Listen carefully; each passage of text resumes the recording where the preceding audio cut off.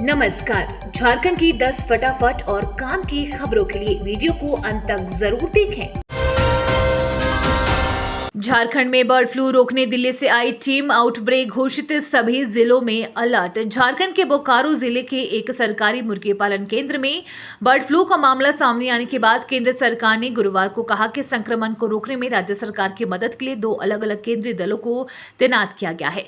सरकार द्वारा जारी एक आधिकारिक बयान में कहा गया कि केंद्रीय मत्स्य पालन, पशुपालन और डेयरी मंत्रालय की 2 सदस्यीय दल को नियंत्रण और नियंत्रण कार्यों में राज्य की सहायता के लिए नियुक्त किया गया है। वहीं केंद्रीय स्वास्थ्य मंत्रालय ने इंसानों में निगरानी के अवलोकन के लिए एक अलग केंद्रीय टीम भी नियुक्त की है। साथ ही झारखंड सरकार को एवियन इन्फ्लुएंजा को नियंत्रित करने और रोकथाम अभियान चलाने की सलाह दी गई है।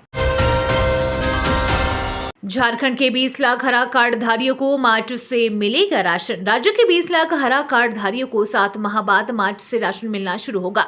जीएसएफसी ने टेंडर की प्रक्रिया पूरी करने के बाद कार्य का आवंटन कर दिया है। निदेशक दिलीप तिर्की ने बताया कि 8 मार्च तक हरा कार्ड धारियों के बीच राशन वितरण का काम शुरू कर दिया जाएगा। एफसीआई की ओर से चावल देने से इनकार किए जाने की वजह से हरा कार्ड धारियों को अगस्त माह से राशन मिलना बंद हो गया था। इसके बाद जनवरी माह में सरकार की ओर से चावल खरीद को लेकर टेंडर आमंत्रित किया गया। राज्य सरकार ने जनवरी 2021 से झारखंड राज्य खाद्य सुरक्षा योजना लागू की थी।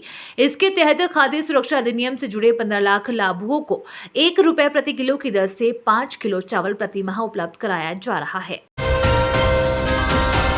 धनबाद कोल इलाके में कोयला चोरी की निगरानी सैटेलाइट मैपिंग से होगी। धनबाद कोलियरी में लगातार हो रहे अवैध खनन की अब सैटेलाइट मैपिंग कर नजर रखी जाएगी। ईसीएल प्रबंधन की ओर से इसकी तैयारी की जा रही है। दरअसल पिछले दिनों कोयला मंत्रालय ने एडवाइजरी जारी की थी, जिसमें कोल कंपनियों को चोरी के खिलाफ तकनीक का इस्तेमाल करने का निर्देश दिया गया, जिसमें सैटेलाइट मैपिंग के जरिए ड्रोन कैमरा से चोरी करने वालों पर नजर रखने का आदेश दिया गया। मैपिंग कर कोयला चोरों के प्रबंधन पहचान कर सकता है, साथ ही चोरी पर भी लगाम लगाई जाएगी।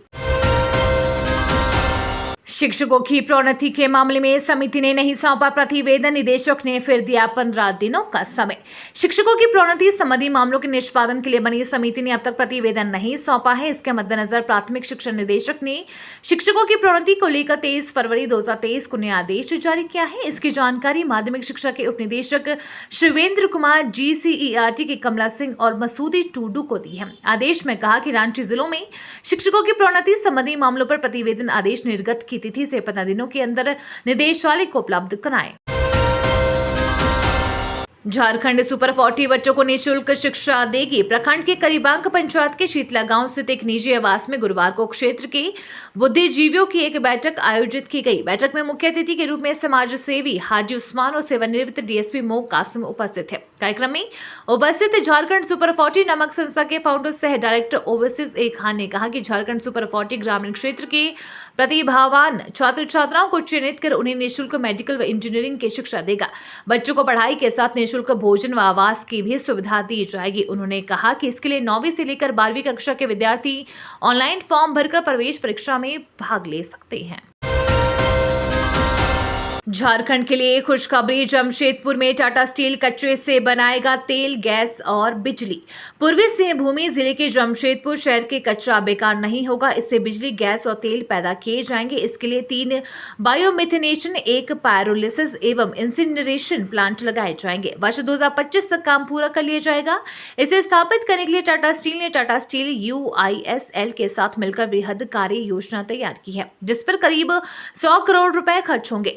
रिसाइकलिंग पर सबसे ज्यादा फोकस रहेगा, जिसके तहत जमशेदपुर और आसपास के कचरे के निष्पादन के लिए 3 बायोमिथेनेशन प्लांट लगाया जा रहा है, जिसमें टाटा स्टील और जियाडा की संयुक्त उपक्रम वाली company Adityapur toll bridge corporation limited partner के रूप में काम करेगा।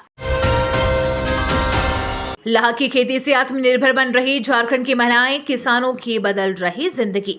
लाह की खेती से झारखंड की महिलाएं आर्थिक रूप से आत्मनिर्भर हो रही हैं, वहीं किसानों की तकदीर बदल रही है। राज्य के विभिन्न जिलों से लाह विदेश भी भेजे जाते हैं, जिसके कारण झारखंड की पहचान खनिज के साथ लाह के लिए भी पूरे देश दुनिया में है। झारखंड की लाह खेती के मामले में पूरे देश में अग्रणी राज्यों में से एक है। इसकी खेती से एक और जहां किसान आत्मनिर्भर हो रहे हैं, वहीं लाह की चूड़ी और अन्य सामग्री को बनाने वाले कारीगरों को बड़े पैमाने पर रोजगार भी मिल रहा है। किसान को इसे बाजार में 400 रुपए प्रति किलो से लेकर 550 रुपए प्रति किलो की दर से बेच रहे हैं।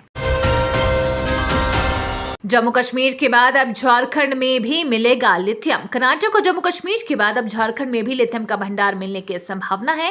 खान एवं भूतत्व विभाग के मुताबिक एटॉमिक एनर्जी कॉर्पोरेशन ने संभावना व्यक्त की है कि झारखंड के गिरिडीह, कोडरमा और पूर्वी सिंहभूम जिलों में लिथियम का विशाल भंडार हो सकता है। बताया जा रहा है कि झारखंड के माइका बेल्ट में दुर्लभ खनिज लिथियम का विशाल भंडार होने की संभावना है।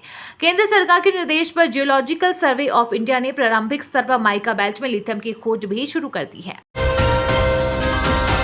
विधायक कैश कांड मामले में हाईकोर्ट में फैसला सुरक्षित। 40 लाख के साथ कोलकाता में पकड़े गए कांग्रेस से निलंबित 3 विधायकों इरफान अंसारी, राजेश कच्छप और नमन विक्सल कोंगाड़ी की ओर से रांची में किए गए 0 FIR को कोलकाता ट्रांसफर के खिलाफ दाखिल याचिका की सुनवाई शुक्रवार को झारखंड हाईकोर्ट में हुई।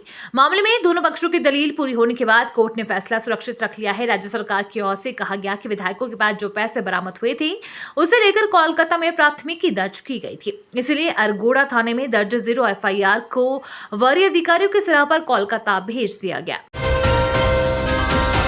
सीएम हेमंत सोरेन ने कहा, आदिवासी, दलित व पिछड़ा वर्ग एनडीए से शोषित। एनडीए हमेशा आदिवासी, दलित, पिछड़े व अल्पसंख्यकों का शोषण करने का काम करती है।